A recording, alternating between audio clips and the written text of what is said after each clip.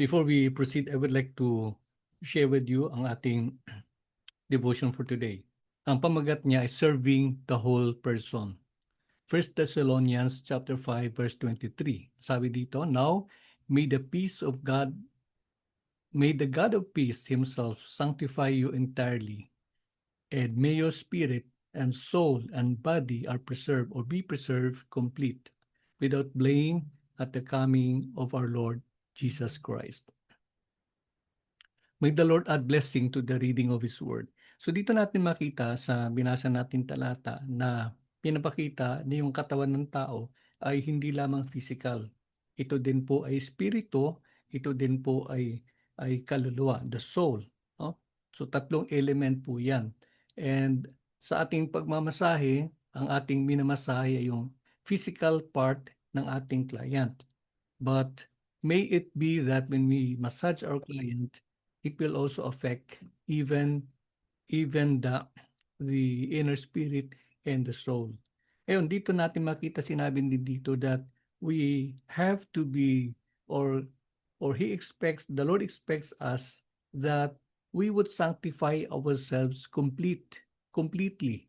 Ibig sabihin nun, yung ating buhay ay itatalaga natin ng maayos at buo sa harapan ng ating Panginoon. And that for what purpose? Sabi nga dito, without blame at the coming of our Lord Jesus Christ. So I'd like to emphasize dito yung sinabing coming of our Lord Jesus Christ. But the Bible says, our Lord Jesus Christ is coming again. And hindi natin alam kung kailan. Ang mahalaga is we are ready. No? The question always is, how ready are we? How ready are we to face our Creator, to face the Lord Jesus Christ? Kaya yun yung desire ko sa bawat isa sa inyo na you would ask yourselves, Panginoon, ano ba ang kailangan kong gawin upang ako'y maging handa sa iyong muling pagbalik, sa iyong muling para kami po ay iyong kunin sa iyong kaharian. So may that be our prayer. And I know God will answer that.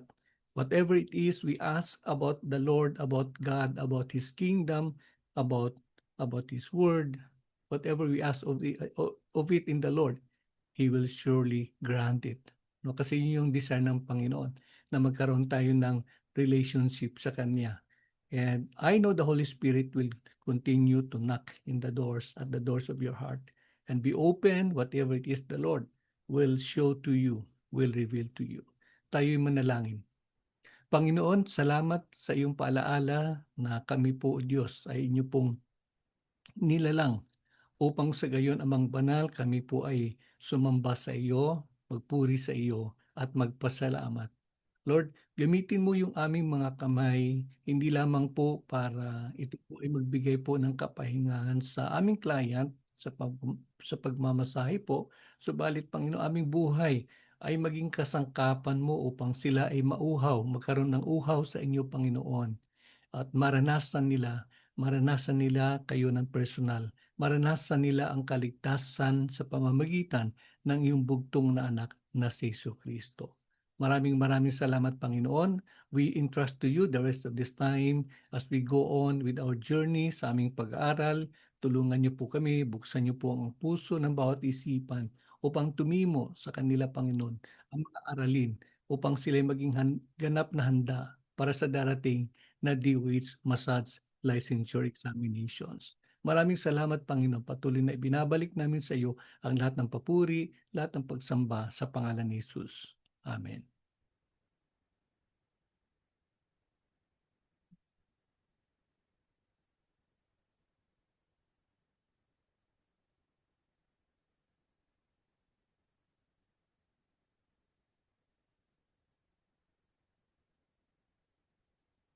We still have 2 more minutes. Hintayin natin yung mga ibang papasok pa. And then we will proceed in a little while. We start at exactly 12 o'clock.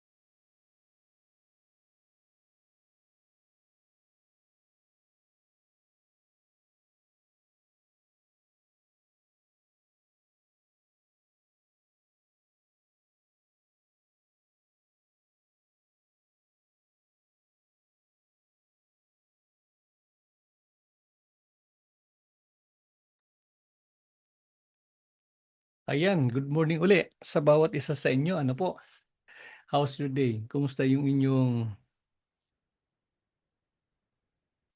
araw? Ah, meron tayong 'di ba nakapag-ano po tayo, nakapag-action song tayo ng Every Single Cell. Ngayon naman magkaroon tayo ng isang action song and I would like to all of you to participate and join me sa ating gagawin. Ano po, yan i-ano ko yung screen para makita ko yung mga magpe-perform.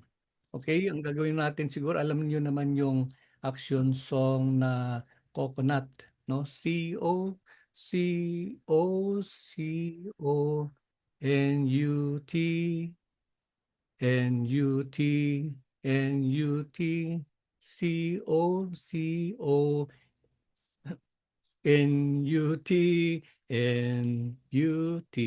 Ayan, sige. Sabay-sabay nating gagawin ha. Sandali, i-ano ko muna yung screen para makita ko lahat ng gumagalaw at hindi gumagalaw. Okay, sige po. Ayan. Okay, so all together, sabay-sabay tayong ah, mag-perform. Ready, begin. COCONUT,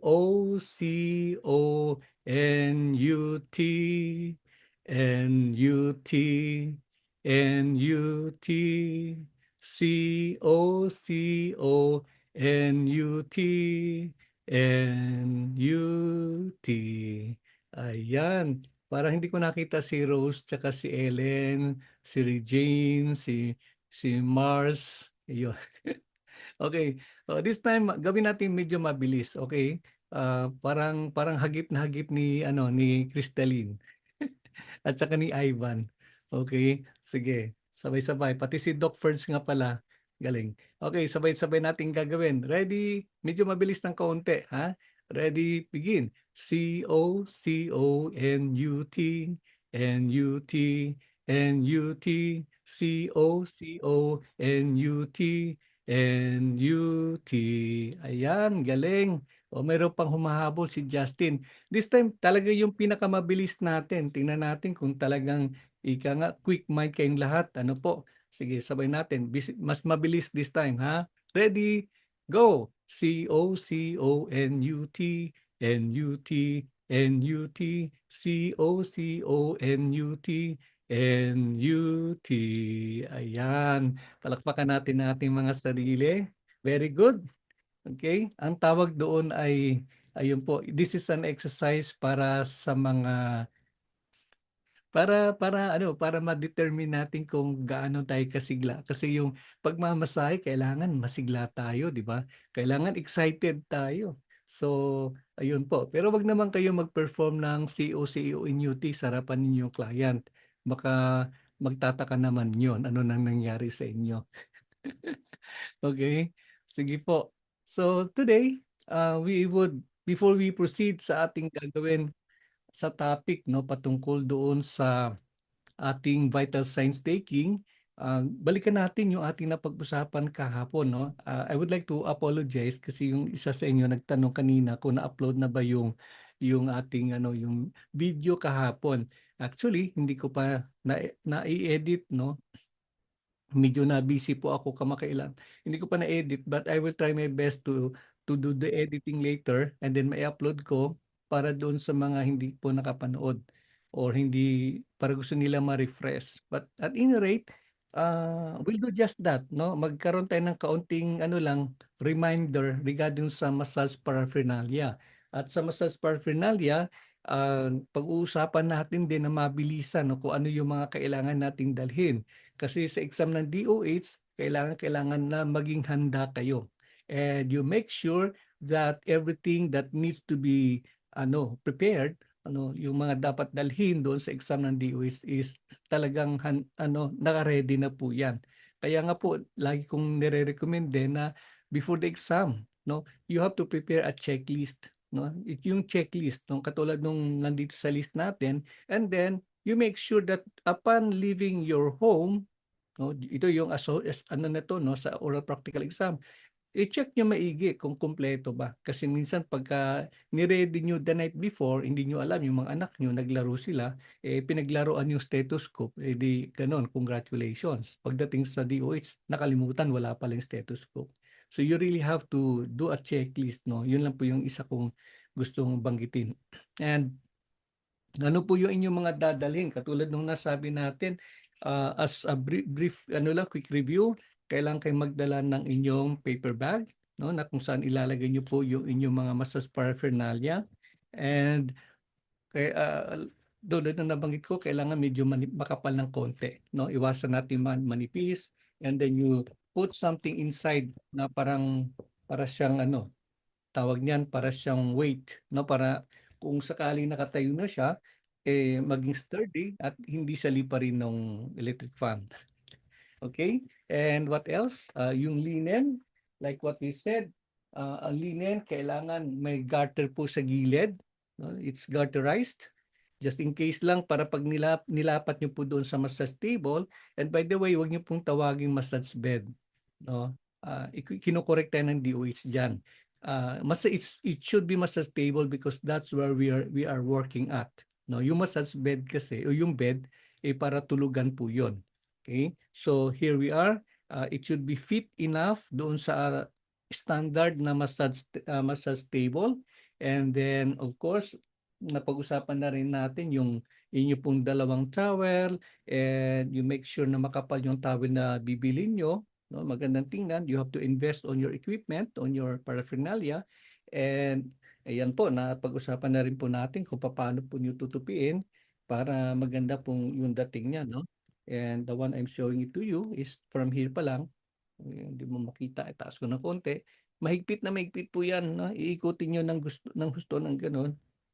I-roll nyo ng gusto. Ayan, para yung may character, magandang tingnan. And between the two, sa sides ng towel natin, lagi yang merong good side at merong not so beautiful side. No? So, yung pinakamagandang side ang dapat nating iharap sa ating assessor. Ayan.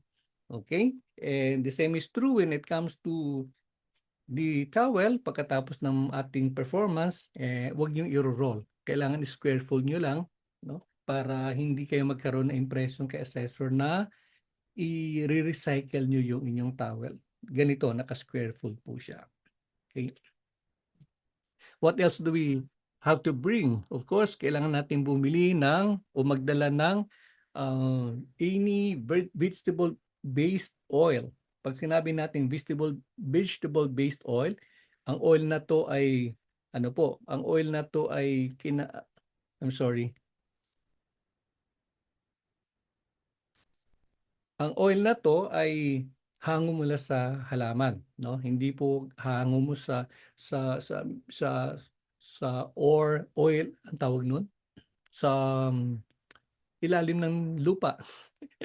Yun po kasi yung ano po yung mineral oil. So this one is ang aking hawak ngayon ay sunflower. Pwede kayo magdala ng either yung VCO, virgin coconut oil, mas any plant-based oil ang inyo pong dadalhin, no? And then of course yung alcohol, like what I have been saying, isopropyl alcohol 40% or 70%. Kailangan 70% isopropyl alcohol yung inyo pong dadalhin at ipapakita po sa inyong assessor. Okay, so what else? Of course, yung ating sphygmomanometer. Ayan, dito na po tayo sa ating pang vital signs taking. So ito po yung ating sphygmomanometer at kahapon may nagbanggit po sa atin kung pwede po yung digital na aparatus ang dadalhin. Ako I strongly recommend, I strongly suggest yung manual po na sphygmomanometer, yung radial po yung kanyang ano. Huwag kayong magdadala ng digital. Technically kasi ang digital sphygmomanometer, no, I'm sorry, BP apparatus ay ni-reserve ng DOH para yun sa mga kasama natin na mga visually impaired. Ayan.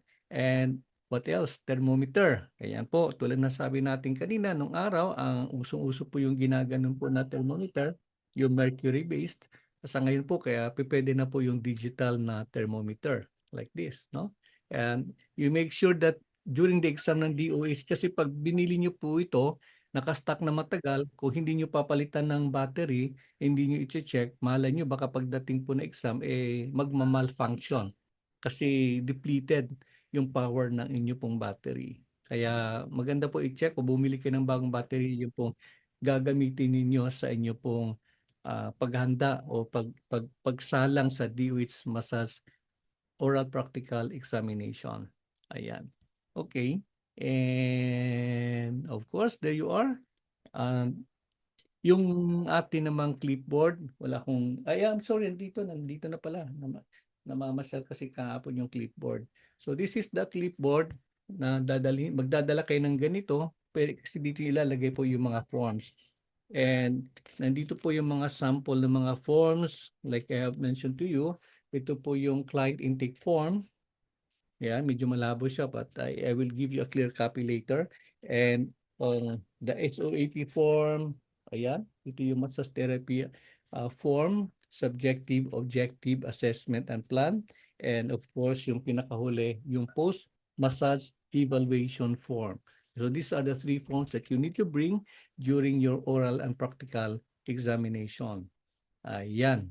So, yan po, ang importante lang talaga is ano po, you have to be aware na pagka battery operated, kailang bago yung battery, and then yung mga gamit natin is something that will project an image of a professional massage therapist, no? Kaya iwasan niyo po yung manghiram. Minsan pag nanghihiram po kayo, hindi niyo alam kung yung nahiram ninyo ay minsan po, lalo na kung galing sa spa, ay may na experience ko dati, meron pang butas sa gitna. Gano'n o yung kulay naman is putim, no? Hindi mo alam kung puti, no? Putim, ibig sabihin puti na maitim o grayish o something like that. So, malaking bagay tulad ng sinabi ko sa inyo, yung ating mga kagamitan. So, right now, tutungo na tayo ngayon sa ating vital signs taking and ayan, sandali, ready ko po yung slide.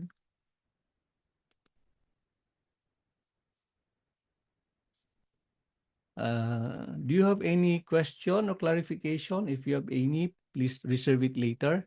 We will give time to that para isahan na lang po at dire-diretso po tayo doon sa ating pong pag-uusap. Okay, so right now, wait.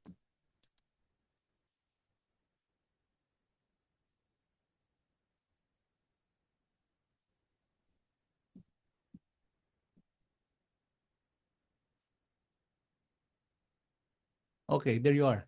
So ito yung ating slide for the vital signs taking protocol. And yes. Okay. So tulad nung nasabi natin, mahalaga na magkaroon din kayo ng mastery kung paano kayo kukuha ng vital signs. Ano po yung purpose ng vital signs taking?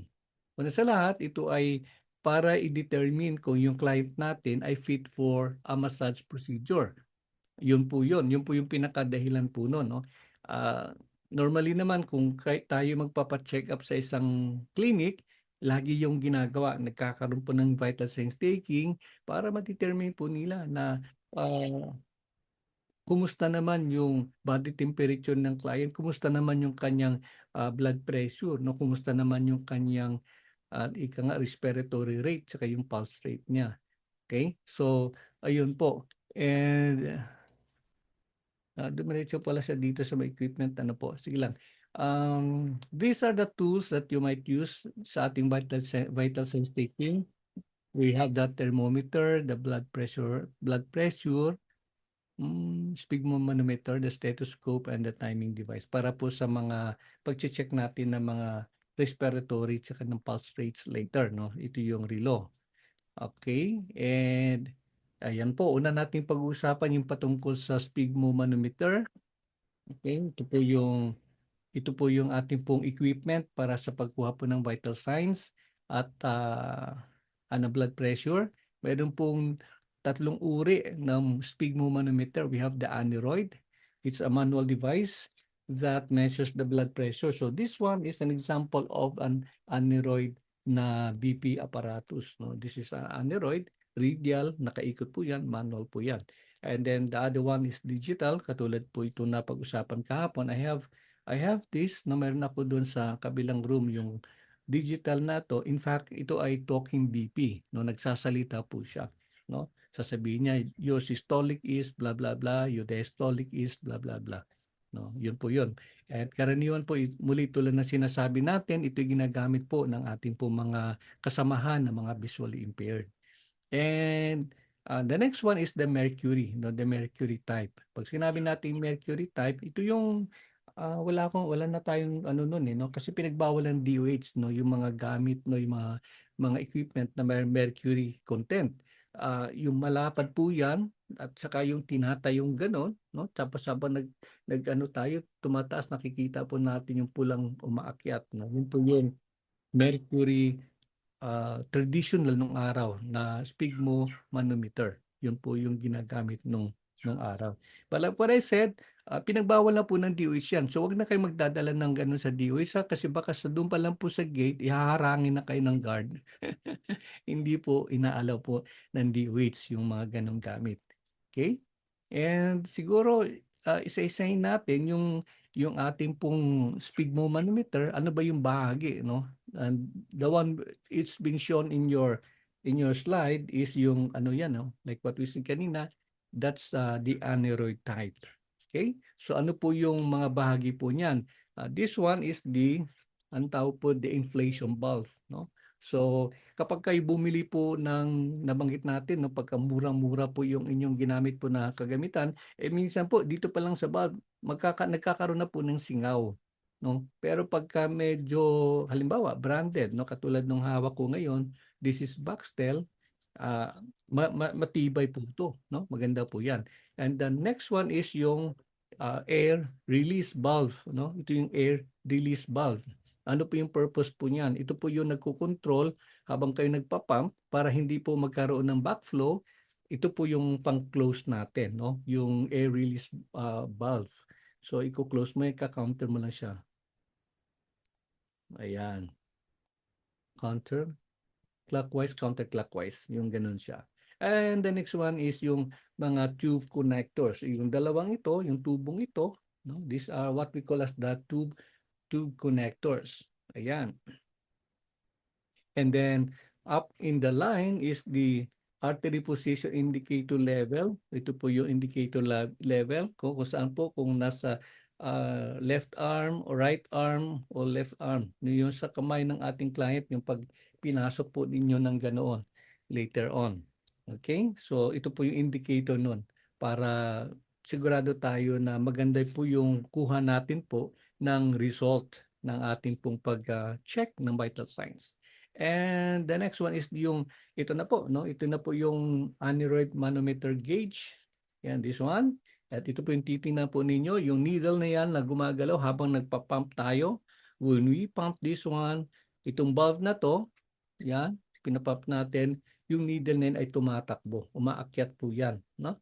And for those among us na medyo bihasa na sa pagkuha ng vital signs, minsan din na po natin ginagamitan po ng stethoscope. Paano po? Kasi yung systolic, yung ibig sabihin yung unang tunog na maririnig natin sa pagkuha natin ng blood pressure, yun yung tinatawag na systolic. Systolic.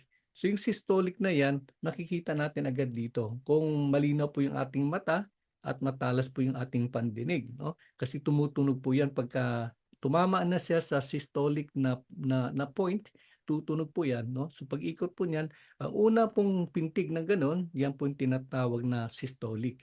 And then so masusundan niyo po, makikita niyo po gumagalaw yung ating needle. Yung pinakahuli namang yung pitik na ganon, yan po yung tinatawag na diastolic. Kaya po yung sa measurement po natin, it's 120 systolic and 80 yung diastolic. No? So yun po yung tandaan po lagi natin. No? Kaya tulad ng sinabi ko kanina, kapag bihasa na po tayo sa pagkuha ng vital signs, sometimes by just looking at this, makikita nyo na po kasi mapapansin mo yung unang pitik na ganun at susunod-sunod sa pitik at yung pinakahuling pitik, yun po yung nauna, systolic, yung panghuli, ang tawag doon ay diastolic. Okay? And this is the pressure cuff, no? Ito po yung kung saan ay isisingit mo ito yung cuff na to, isisingit mo sa arm, and then saka mo siya ilalak. No? So, ayun po, mayroon po siyang locking mechanism. Nakalock po siya ng ganoon.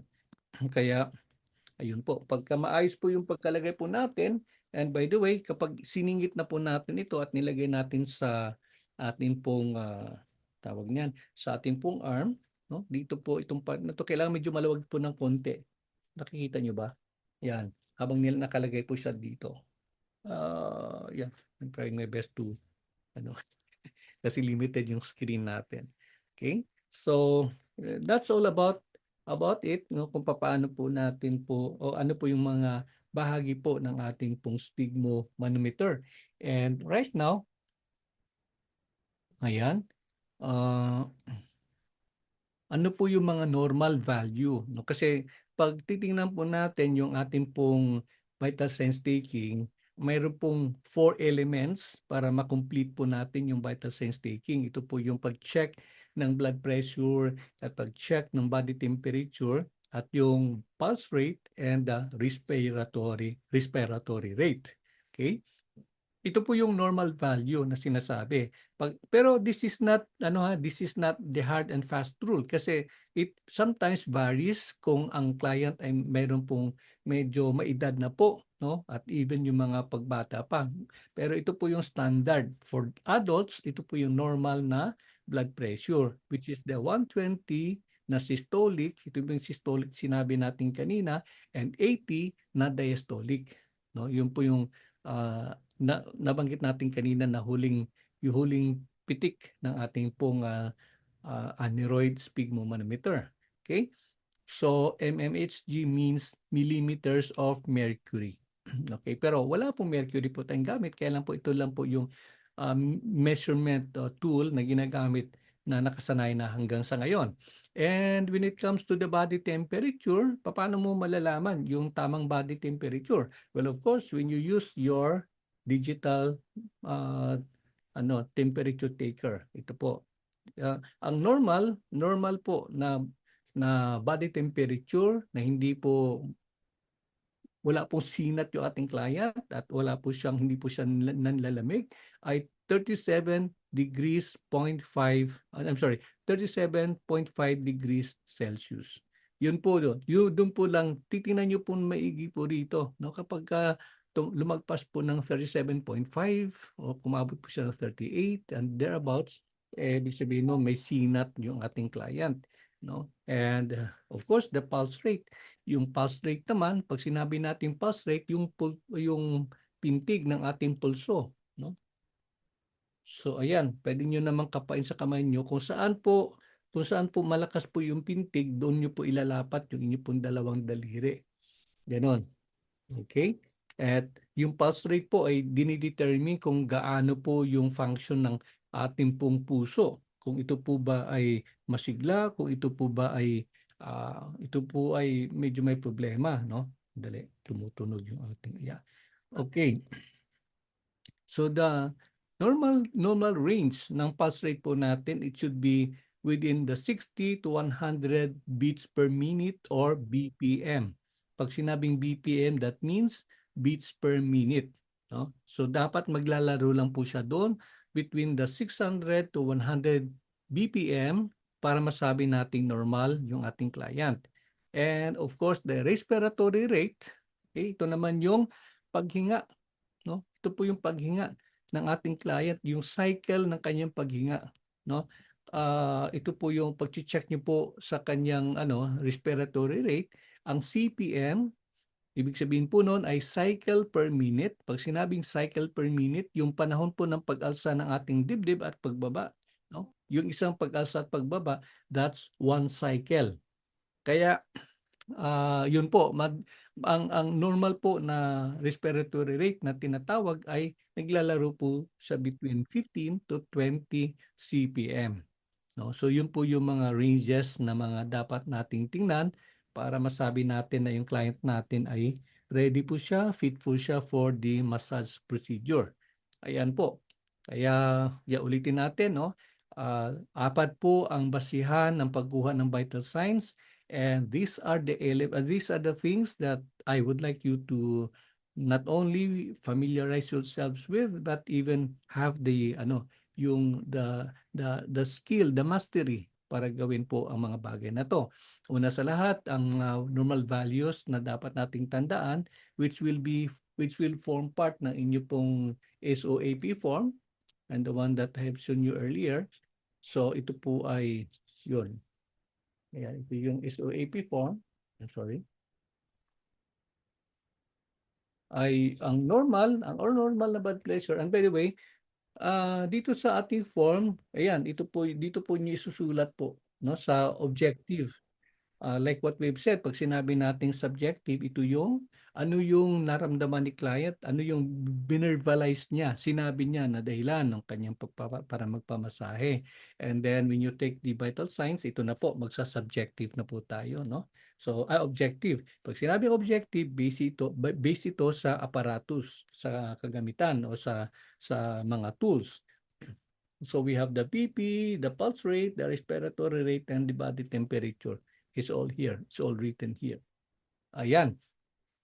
So again, the normal BP or blood pressure is 120 systolic and 80 diastolic millimeter of mercury. And then sa temperature, 37 degrees, 0.5 Celsius, yung normal body temperature. And yung pulse rate should be within the range ng 60 to 100 beats per minute. And then respiratory rate is 15 to 20 cycle per minute. Okay? So, ayan, tingnan lang natin no, yung kanyang mga katawagan. Sa blood pressure, ito yung pressure ng dugo na kung saan ay that pushes against the walls of the arteries. No? So ito po yung naging basis para malaman po natin, tulad na banggit natin kanina, how healthy your heart or the heart of your client is. No? Whether or not ready po siya for a massage procedure. And the next one is temperature. Pag sinabi natin body temperature or temperature, this is a level of heat natural to a living human being, no? To a living human organism, yung mga tao. And then the next one is the pulse rate, also known as the heart rate. Hindi po here. Heart rate. The number of times your heart beats per minute, no? And of course the respiratory rate and the number of breaths, no? Or cycle po ng paghinga ng isang tao within a given minute. Okay? So ayan po. And what are the steps? Katulad po na sabi natin kanina, because I don't have anyone with me right now where I can demo the steps in taking the blood pressure. Pero traditionally po, magsisimula po na dapat yung palm ng ating client ay naka-upward, no? Naka-position po siya upward. Pag ganun. Halimbawa dito, ayan, nakaganon po yan, no? Hindi rin nyo pala makita, mas maliit po itong aking playmate, no? So, naka-palm upward, and then ilagay po yung compressor cuff, no? Tulad sinabi natin kanina, ito yung compressor cuff. Ayan. I-insert po siya sa arm, and then, tanong, which side dapat ilagay, left or right? Okay? Traditionally, it should be on the left side, no? Kasi yun po ang ika nga ng mga health experts. Ito po yung side na kailangan po ng medical attention. Anyway, even sa shiatsu, nung nasa Japan pa ako, lagi lang ini-emphasize na dapat magsisimula sa left side kasi po, yun daw po ang pinaka-weak, no, pinaka-mahinang parte ng katawan ng tao. Yeah, maybe kasi sa left side naman ay diyan po nandito po karamihan daw sabi ng mga ibang ng mga health experts yung deoxygenated blood. Pag sinabing deoxygenated blood, wala po yung dugo at kailangan po yang i-replenish, dalhin po sa puso upang magkaroon po ng oxygen. And that will become oxygenated. Ayan. So, ayan, after putting the compressor right at the arm, no? You have to make sure that it's being fit snugly, no? Hindi masyado mahigpit, katamtaman lang po at kung saan ay ilalagay niyo po yung tong compressor na to, and then you insert two fingers beneath the scuff. So ito po, dito po natin ilalagay, no? Beneath this cuff, yan po, dito po ng konti.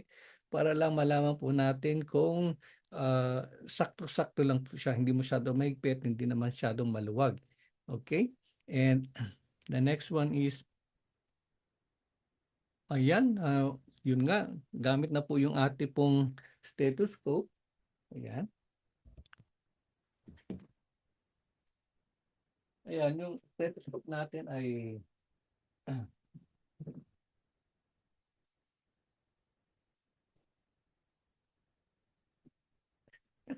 sandali. Parang ayaw sumama eh. Okay, ito po yung ating stethoscope. Yan, stethoscope po natin. Ito po yung ating pong isisilid sa ating tenga. And by the way, nakalimutan ko pong i-introduce pala to si Steph. Yung stethoscope po natin is like what we said, kailangan po maayos po yung pagkaano natin, ano, yung itong airpods na to, isisingit po natin sa ating tenga.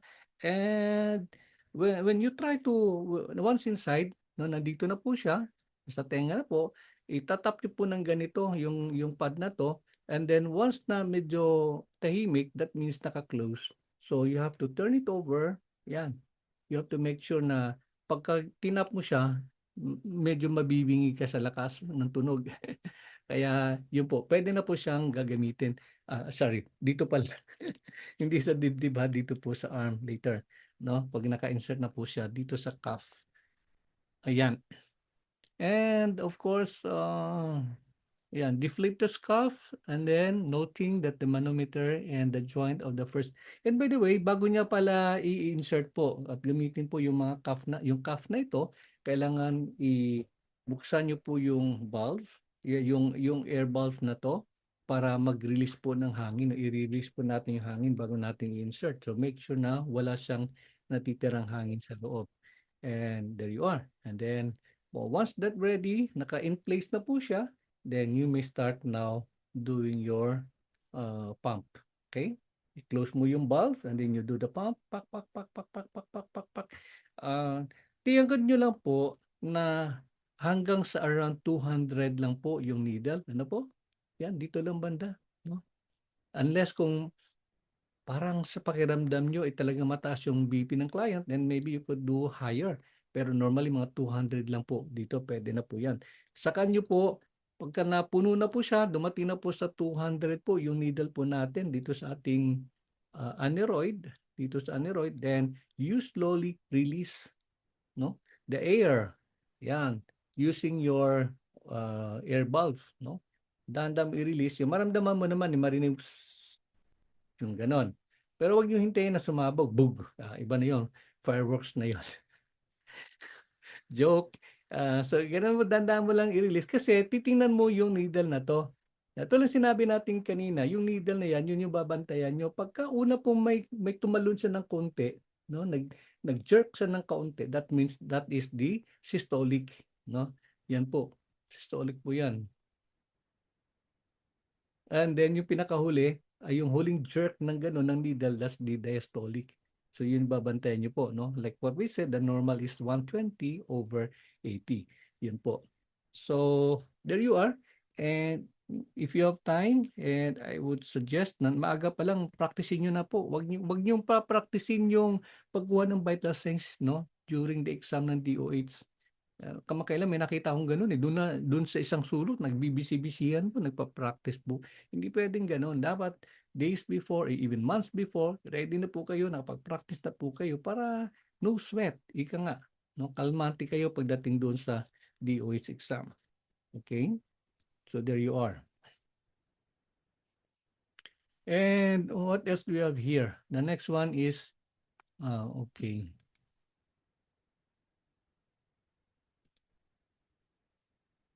Yeah, we're done with the taking of the blood pressure. The next one is, yan, how do we take the body temperature? And by the way, kanina ay ang pinakita ko po sa inyo, sandali,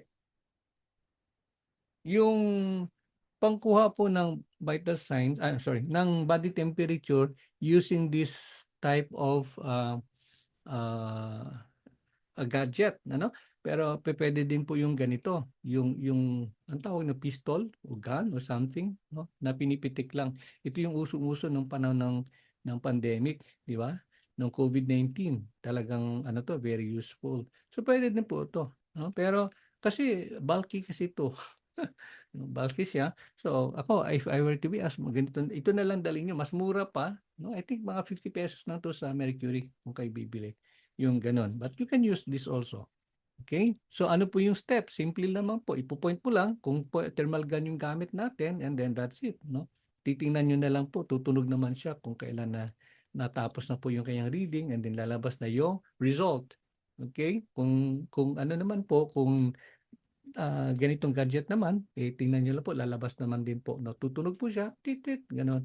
And then that's it. Kung ano po yung lumabas na result, that's the ano po, body temperature ng ating client. No? So, ayun po. Either way, yung dalawang ito, tutunog siya. Magkakaroon siya ng sound. At kung kailan siya tumunog, that means that is the time na yun po yung body temperature ng ating client. Okay? Sa pagkuha naman po ng pulse rate, ayan, paano po yung pulse rate? Iba yung pulso. Yung pulso, tulad sinabi natin kanina, kapain niyo po yung pong pulso, yan, kung ano po yung malakas po yung ano, yung pintig, doon po kayo magre-rest ng inyong mga finger pads, no? Yung finger pads, i-rest niyo po doon. Okay? And then, yan yung dalawang middle fingers nandito, and then sabi nga dito, and pagkatapos, i-ready mo po yung relo. Kung may relo ka po, ready nyo na po. And then that's the time. Tingnan nyo po kung mayroon kayong orasan. Titingnan nyo po yung seconds. No? Kung ilang seconds. So, bibilangin nyo po bawat pintig. No? Bawat pintig within a minute. No? Within a minute. So kaya nga yun yung tinatawag na BPM. No? Beats per minute. Yun po. Kung ano pong lumabas, then that's it. That's the pulse rate ng inyong client. No? So dito po, ulitin ko po, dito po sa pulso, and then yun po yung gagawin lamang po natin. I-rest lang natin siya, and then make sure na mayroon po tayong time, yung relo, and then doon natin kukunin. Okay? So, the next one is the respiratory rate. So, yung paghinga, no? Tulad sinasabi natin, CPM means cycle per minute. Sa isang minuto, ilang beses ba siyang nagkaroon po ng pag-angat at pagbaba ng kanyang dibdib, no? Dito natin titingnan. Okay? So, simply, ganoon din po yung ating pong gagawin. Ano natin, actually para hindi disimulado masyado, ang gawin nyo, habang nakaganon po yung kamay nyo sa pulse, pwede nyo rin po, pagkatapos nyo po makuha yung pulse, nakaganon lang po yung inyong daliri sa pulse, pero nakatingin kayo sa dibdib ng client, no? Sa chest, no, I should say, and then tingnan nyo po, bilangin nyo po yung pag-rise at pag-fall ng client, no, ng kanyang chest. Ayan. Okay? So whatever the result is, kung nakailang cycle per minute, and that's it. That's the yung respiratory rate ng ating client. Okay. So sa totoo lang, parang at first, nung ako'y nag-aaral pa nito, kasi katulad ng karamihan sa atin, hindi naman po ako health professional. Okay, I'm a teacher by profession and I work at DOH. Pero at DOH hindi naman ako nasa hospital, nandoon po ako sa office, no. Under po kami ng opisina po ng Secretary of Health, no. So yun po yun. Doon lang po kami gumagalaw. Kaya wala po kaming exposure sa mga bagay patungkol sa vital signs taking, things like those. Kaya during the exam, nung ako'y nag-LMT rin, katulad ninyo, kabadong-kabado ako. Kaya talagang kahit papaano naman, no, wala naman kasi, alam ko wala naman nag-exam na hindi kinakabahan. Lahat naman kinakabahan. Pero pagka tulad ng sinabi natin, mayroon kayong sapat na pagsasanay, mayroon kayong sapat na pagpa-practice, then hindi kayo masyadong kabahan. No?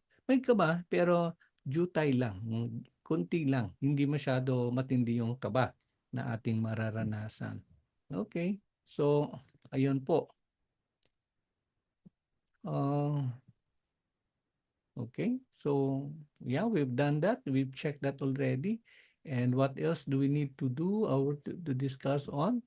Uh, Ayun po, katulad ng sinabi na po natin kanina na ang inyo pong pagkuha po ng vital signs ay magaganap sa pre-massage. Ito po yung part na kung saan ay i-determine ninyo kung ang client ay fit for massage. And it happened one time sa atin po sa AUSA na there was a time in Baguio, sa Baguio po ng mga estudyante natin nag-exam ng DOH for licensure. The student was able to determine napakataas ng BP ng client, no? Kasi nung araw, hindi tayo nagdadala ng model.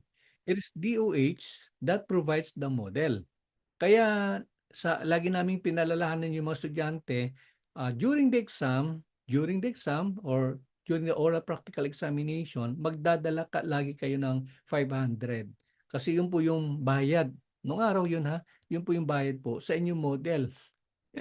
Kaya yan, may dobling gastusin po doon. Pero sa ngayon, purihin ng Diyos, wala nang gano'n, no? Kayo na magdadala ng inyong model, ng inyong pong kung saan kayo, kung kanino po kayo magpe-perform sa oral practical examination. Okay? Kaya nga ito naman sa inyong model, kung sakali kayong magpe-perform, kailangan kasundo niyo yung model niyo, ha? Huwag kayong magdala ng model na hindi niyo kasundo. Kasi pag tinanong ng assessor, client, kumusta na yung masahe? Kung hindi mo kasundo, asawa mo tapos nagtampuhan kayo nung the night before. Mamaya pagdating sa exam, sasabihin niya, "Naku, ma'am, parang hindi naman ako kontento, parang hindi ako happy sa masahe." Yari. Congratulations, examinee. Kailangan pag kayo model kayo, pakainin niyo na maayos. Yung dadalhin po ninyo. Pero alam niyo po, meron po akong natutunan lang pong technique, kasi 'di ba minsan minsan kayo sa mga batch ninyo, pagka meron kayong kunwari may nakakilala na kayo sa grupo and then kunwari sa Manila, ah, meron kayong kasamahan na magkalayo yung inyong alphabet ng pangalan ninyo, 'no? Yung isa si Almasan, tapos yung isa naman ay si Zandox, yung mga gano'n, 'no? Ibig sabihin nun, magkalayo po yung pagitan ng kanila pangalan, meaning magkalayo po sila sa panahon ng kanilang oral practical examination. So ang ginagawa ng iba, yung mga mag-e-exam pa later within the day after the schedule, pupuwede niyo pong imbitahan sila. Sila po yung inyong kausapin na maging model. Okay? Tulong po yun sa kanila kasi pagka once that you are inside and you are a model and then you already have a feel on what happens inside the examination room, medyo kalmante ka na nun. Ang disadvantage lang, yung mga nauna. Kasi 'di ba, wala sa experience. Pero ang advantage naman ng nauna, which I really recommend, 'no, kung mag-exam sa DOH, mag-ano na kayo, mag-volunteer. "Doc, sir, puwede bang ako na yung mauna?" Alam niyo kung bakit? Kasi kapag kayo nauna, halimbawa sa examination room, kayong nauna nag-present o kayong nauna nag-perform, alam niyo yung assessor, sariwa pa yung utak niya.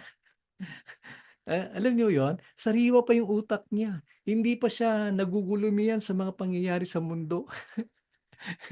Oo, kaya ako lagi kong sinasabi sa mga estudyante kasi minsan yung assessor lalabas yan ng room, sasabihin, "O sino yung gusto mauna? Sino yung magvo-volunteer?" Kapatid, kaibigan, taas mo agad yung kamay. Bakit? Kasi yun nga, tulad ng sinabi ko, malaking advantage kasi relax yung utak ng assessor, lalo na kung umaga po, talagang yung ano siya, no, ano pa siya, hyper na hyper pa siya. Okay? Unlike kung nasa hapon na, ayan, kapatid, medyo mag-iingat ka kasi yung assessor, aburido na diyan, no? Ano na siya, toxic na yung lalo na kung may nauna sa kanyang mga assessee na medyo makulit, 'no? Makulit, 'no? Kaya ayun, kaya pagka kayo naisalang, naku, mag-iingat ka. Baka mamaya masigawan ka. Although hindi naman karaniwan nangyayari na ngayon, 'no? Unlike nung araw, talagang grabeng kulit, no? Sa dami ng mag-exam kaya yun. Pero ito ngayon, 'yan, like what I said, you volunteer to be ahead when you ask kung sinong gustong mag-perform. Kasi sariwan yung isip ng assessor at kayo din para mabawasan po yung agony of waiting. Pag sinabing agony waiting, yung inyong panahon ng pag-aantay medyo mabawasan, no? Kasi the same story, mag-e-exam din kayo, magpe-perform din kayo. Eh bakit pahirapan yung pang sarili niyo, mag-aantay kayo ng matagal and then ang dami-daming pumapasok sa inyong isipan. Kaya kaya ayan, yan lang po, yan lang po. Pero katulad ng sinasabi natin, walang walang kapalit o walang kapantay ang may sapat na kasanayan, 'no? Kaya ulitin natin para sa mga baguhan sa klase, we did this na inuna natin yung oral practical exam, yung about the massage, application na sinasabi because we want you to be well prepared and we want you to have enough practice on your own para ma-perform niyo yung dapat niyo i-perform and then magkaroon kayo ng sapat na kahandaan pagdating sa pagharap ninyo sa inyong assessor sa DOH. Okay? So yun po yung mahalagang mga dapat nating tingnan. Okay? So ulitin ko, I still have to send you the spiel, no? Pag sinabi nating spiel, ito yung inyong canned presentation. Na kahon po 'yan, ano yung sasabihin nyo, and you may try to modify this, no, para to suit to your speaking, speaking, kung saan kay fluent na language. Pero traditionally po, Tagalog will do, and kung ang assessor ninyo ay Bisaya, then you could do a Visayan presentation. Kung feeling yung Ilocano yung assessor, then you could do the Ilocano presentation. Pero mas safe yung Tagalog. Mas safe yung Tagalog. Ngayon, ngayon kung kayo naman ay magaling sa English, ako ang aking pakiusap based sa aking nararanasan. Wag na wag kayong kasi may iba sa atin 'di ba, wars pagdating sa English, 'no? Talaga may slang pa yung English, 'no? Ako feeling ko lang, 'no? I hope I'm right or I'm wrong, I'm sorry. Yung assessor kasi ma-o-offend kapag ang presenter ay English spokening dollars. Oo, eh, ibig sabihin nun mapipilitang mag-adjust yung assessor dun sa English speaking spokening, ano? Kaya awkward. Kaya kung kayo hirap sa Tagalog, then mag-Taglish kayo. Taglish na lang para medyo disimulado, no? Huwag niyong straight English from beginning until the end. No? Good morning, sir. I'm examining number 01 and I'm here to take the oral practical. May slang pa, no? May accent pa. Ako ang suggestion ko, do it magta-Taglish kayo, no? Kasi para kasi baka ma-intimidate yung assessor sa inyo. Ayun, dahil sa na-intimidate siya hindi na ka ipapasa. Ayan, see you next year.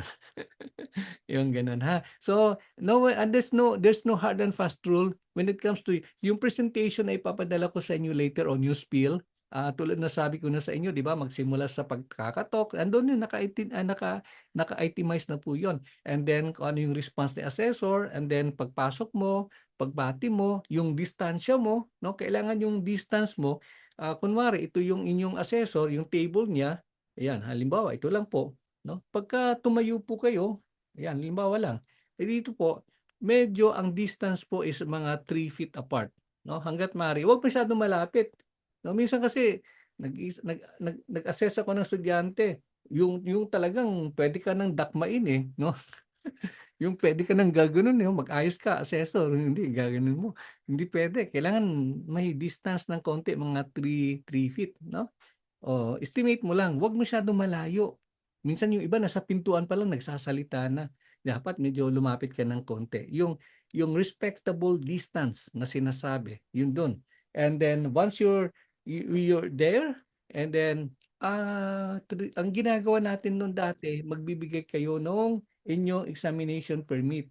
Pero sa ngayon kasi, maybe we can do away with the "Good morning sir, ito po yung aking examination permit," yung gano'n. Kasi dati inaabot mo yung exam permit.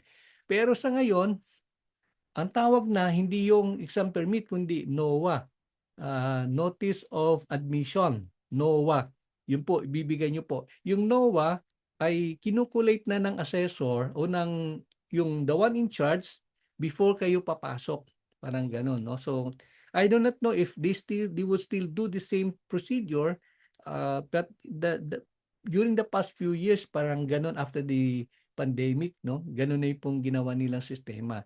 Pero nung unang-unang araw, mga sometime 2010, 2015, thereabouts, bit-bit na estudyante yung exam permit. Exam permit ang tawag namin dun, eh, 'no? And then yun yung iaabot mo, 'no? "Good morning, sir." 'Yan, 'no? Ah, ka kailangan modulated kang magsalita, 'no? Wag yung napipiga ka, "Good morning, sir." Gano'n. Ano 'yan, lalo 'pag medyo kinakabahan, 'no? So ako, ang aking training, ang lagi kong sinasabi sa estudyante, you speak from your diaphragm. Ayan, dito galing, 'no? You speak from here, from your diaphragm, inhale, and then speak back, gano'n. 'Pag nagsalita ka, modulated, 'no?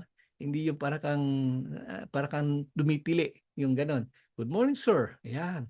"I am examinee number 001. Nandito po ako upang kumuha ng aking oral and practical examination." Yan na, gano'n, gano'n, gano'n, gano'n. So, ayan, and then abot mo, and then 'pag inabot, atras ka, and then ask permission to fix the massage table.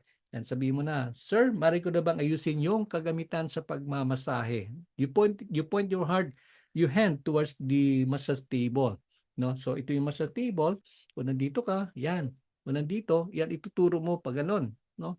Huwag mo ituturo sa kabila, tuturo mo na sa massage table at sabihin mo, "Sir, maaari ko bang ayusin ang aking kagamitan sa pagmamasahe?"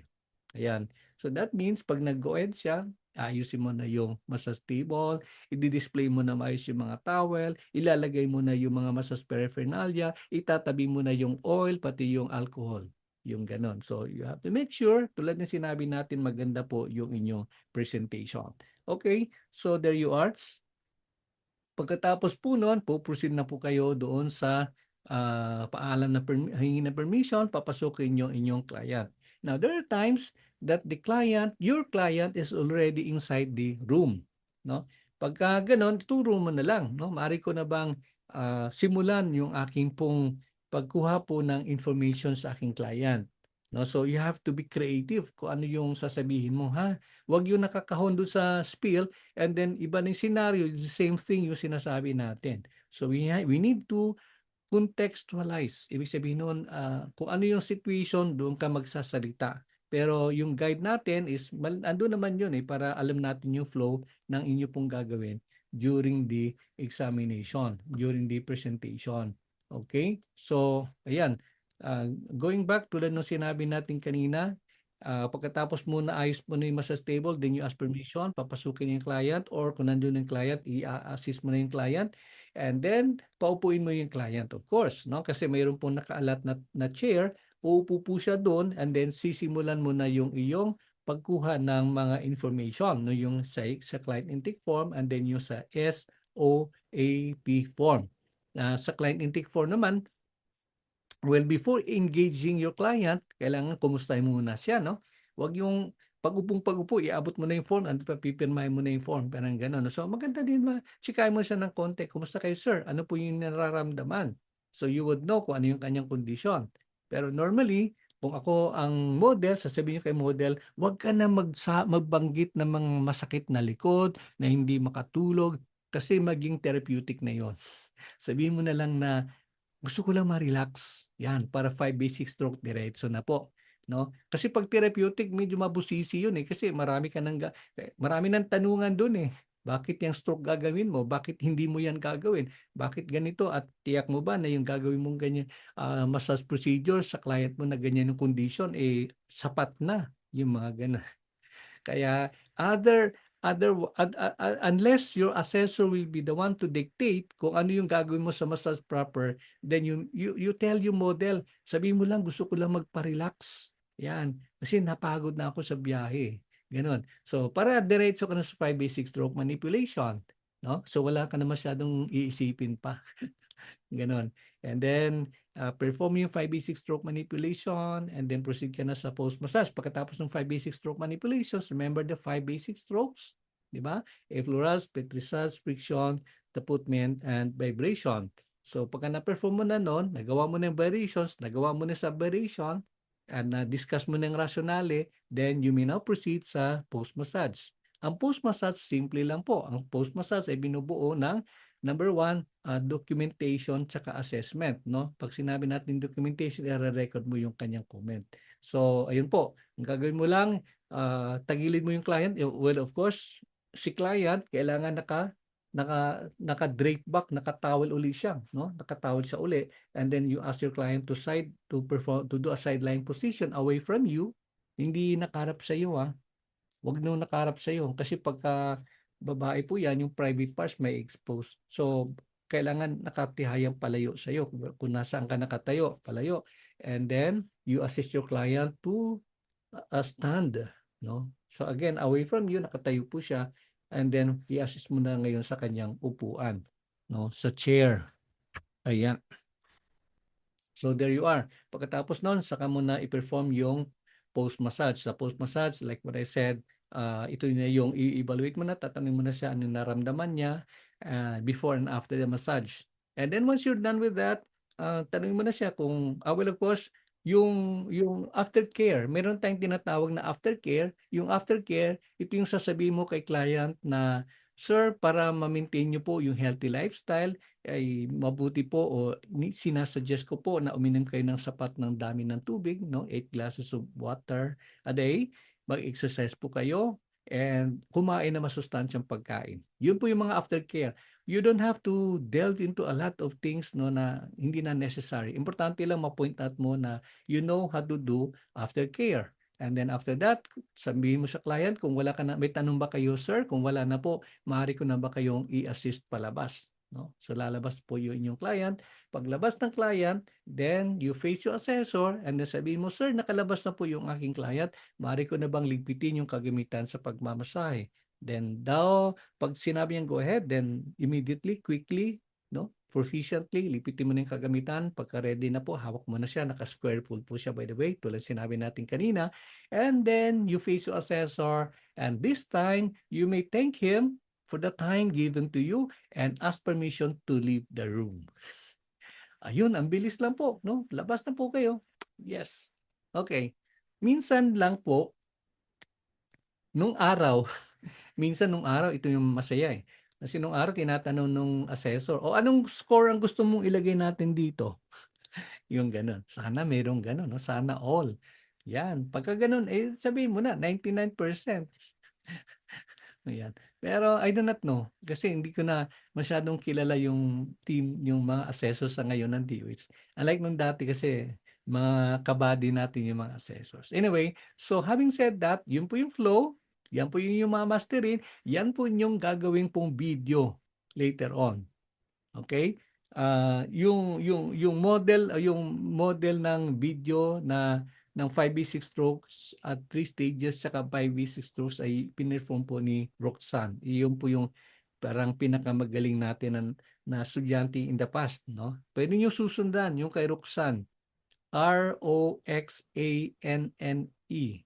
Yan po yung pangalan si Roxanne. Hanapin niyo po doon sa YouTube natin si Roxanne. Yung 5 basic stroke manipulations. Dalawa yun eh. May 5 basic stroke manipulations tsaka may 3 stages of massage. Ayan po. So there you are. Yun po yung flow. And for today, we have reviewed about the massage paraphernalia na inyong mga dadalhin at dapat ninyong paghandaan. And of course, we have also discussed the way or the elements ng ating vital signs taking under siya sa SOAP, under siya sa pre-massage, and then ano po yun yung gagawin. And I hope and pray that on your own, you do your practice. Marami po mga materials, marami po tayong video, pwede nyo panoorin sa ating YouTube channel kung paano po natin gawin yung mga bagay-bagay patungkol doon. Or even you could just search sa internet, marami pong paraan, no?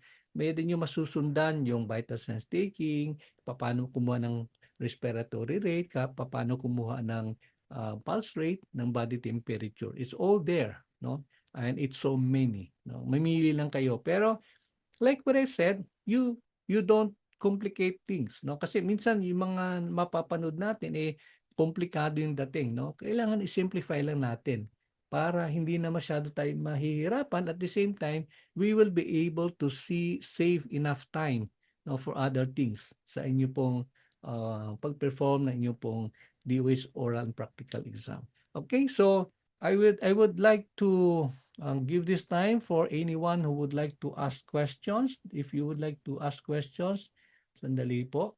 Uh, you may ask questions, or if there's anything that you would like to be clarified about, uh, na gusto niyo pong malaman. Anyone? Anybody? Okay, si Romina, do you have anything to ask? Wala po, sir. Wala. Okay, Yeah. loud and clear. Loud and clear. Si Joyce. Hi, Joyce. Do you have anything to be clarified on? Hello, good morning po. At tanong ko lang sir, yung sa Hmm. akin kasi, yung about sa pag-enroll ko. May problema Opo. kasi ako doon. Hindi ko alam kung ano, kasi nag-PM ako sa inyo, hindi naman kayo nag-reply. Eh, Opo. mag-ano sana ako, kumbaga, magsisettle sana ako ng enrollment fee. Paano po ba ako, ano, Ah, sa GCash sandali. po ba yun? O, GCash po. Di ba nakapasok ka na, Joyce, sa group chat? Opo, Opo, nandun po yung GCash. link po. Oh, i-check mo po yung nakapin po yung pin number ng GCash. Ah, Pero sige sir. sige lang, I'll try to check your message and then I will try to respond. Pero nandun po yung sa group chat. Nasa group chat po 'yon. Okay? Okay Sige po, po. salamat po. Salamat. Okay. So, yeah. Any last question before we go? Si Mary Ellen, si Ellen, ito yung humaharurot. Laging maaga, no? Hi, hello sir. Good afternoon May po. tanong ka ba, Ah, Ellen? tanong ko lang po sana, kasi alam niyo naman na first time niya, wala Hmm. talaga akong knowledge sa massage. During po ba ng ano, yung kapag nakapasok na po sa ano, nakaharap na sa assessor tapos papasukin na yung model. Ano po yung sa ano po model, naka-towel na po ba siya or ano pa? Yun lang po yung more parang Ah, curious ako. yes, yes, Ellen. Thank you for that. That's a very beautiful question. Kung kasi di kayo naman magdadala ng model, by the way, gusto kong banggitin, huwag kayong magdala ng model na babae hangga't maaari. No, kasi alam mo yung babae, di ba? Marami pang seremonyas eh. Yung lalaki, madali siyang tumiyaya, dumapa, and whatever. No? So, yun po yung unang point. Pangalawang point, kung kayo na po ay nakasalang, okay? Kung kayo na po ay nakasalang, ang gawin niyo po, yung inyong model, pag kunwari, nandun na kayo sa massage room, dapat yung model nyo, naka-robe na siya. Kung may robe kayo, pero kung walang robe, pwede naman nakatapis. Kaya lang, kung malamig yung aircon, baka mangisay sa lamig yon. So maganda po yung robe, no? Ano po kayo ng robe.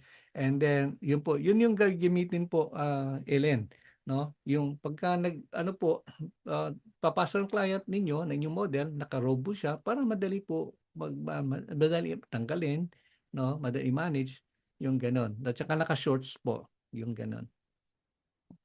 Okay po Yeah. sir. Thank you po. Okay. Sige. Ay, Ellen, you really have to do more hands-on kasi tulad sinabi mo first time mo, so you really have to do hands-on lalo na dun sa side ng 5 basic stroke manipulations. Yes Okay? po yes po, Salamat. yes po. Ellen, salamat po. Doc Ferds, baka meron kang gustong idagdag sa aking nabanggit kanina? Kompleto naman, Sir Benji. Thank you sa Opo. mga inputs ninyo. Opo. Sige, salamat. Salamat, Doc Ferds. And ayan po. Ayan, panghuli, gusto ko lang banggitin sa grupo that right now, di ba ang usapan natin, kapag kayo umabot sa 15 na enrollees, then ipa-flat rate natin yung tuition. Okay, magkano yung tuition nyo dati? Di ba? 8,850. Ngayon, upon checking, nasa, yan, sandali ano ko lang po. Upon checking, umabot na po kayo sa ating group chat. Ayan.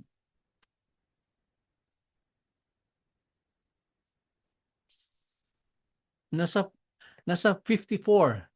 Okay? So, lagpas na kayo. Kaya lang po, let me qualify, yung 54 na to, hindi ko pa tiyak kung lahat ba ay nakapag-enroll, nakapag-settle ng enrollment fee, 'no? Kasi yun yung basis natin, eh.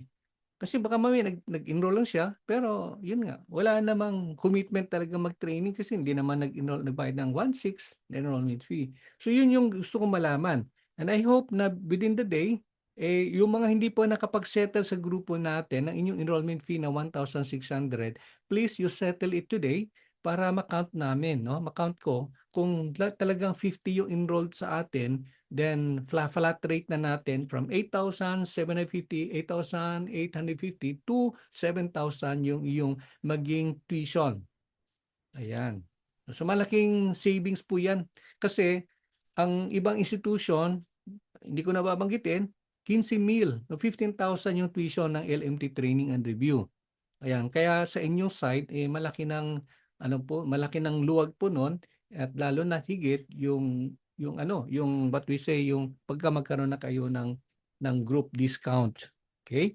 And then, para naman di magtampo yung mga nauna na nag-avail ng ating promo, tulad sinabi ko po, i-re-adjust ko po yung inyong tuition. Okay? Kaya huwag kayong mainip, no? Di tulad nung hindi ko na babanggitin. Basta huwag lang kayo mainip. We would just, if in case lang I might miss something, you let me know para we would be able to address immediately. No? Para maiwasan po natin yung mga tampo-tampo na yan. But having said that, remind ko uli, kung sino po sa inyo ang nandito sa class, hindi pa po nakapag-settle enrollment fee, please settle your 1,600 now. And then para counted po tayo, and then the moment na assured na ako ng 50 yung formal enrollee, kasi I would only, like what I said, I would only know if you are formally enrolled once both you have enrolled and then you paid the enrollment fee. Okay, na enrollment fee, remember, yung enrollment fee, sabihin ko sa inyo uli, hindi po refundable, ha. Kasi kung nagbagong isip ninyo, then yan, sorry to say, hindi po natin nire-refund yung enrollment fee. Okay, so having said that, maraming salamat, and remind your friends. By the way, some of you might be here, you will have settled everything, but some of your friends may not have paid anything, then you let them know kasi maiipit po kayo, no? Kasi sayang po yung 8,000, yung 1,000, 7, 8, 1,000 na savings ninyo kung sakaling umabot po kayo ng 50 paid enrollees, no? Hindi lang enrolled sa papel, kundi paid enrollees, meaning you are committed to be part of the training program. Yan. Okay, so having said that, maraming salamat, and again, see you tomorrow. God bless, and please pray na may upload ko na po yung YouTube kahapon, yung video kahapon, and then for today as well. Okay, so God bless and see you tomorrow. Bye for now. Arigato. Okay, sir. Thank you, sir. God Salamat bless you po. po. God bless.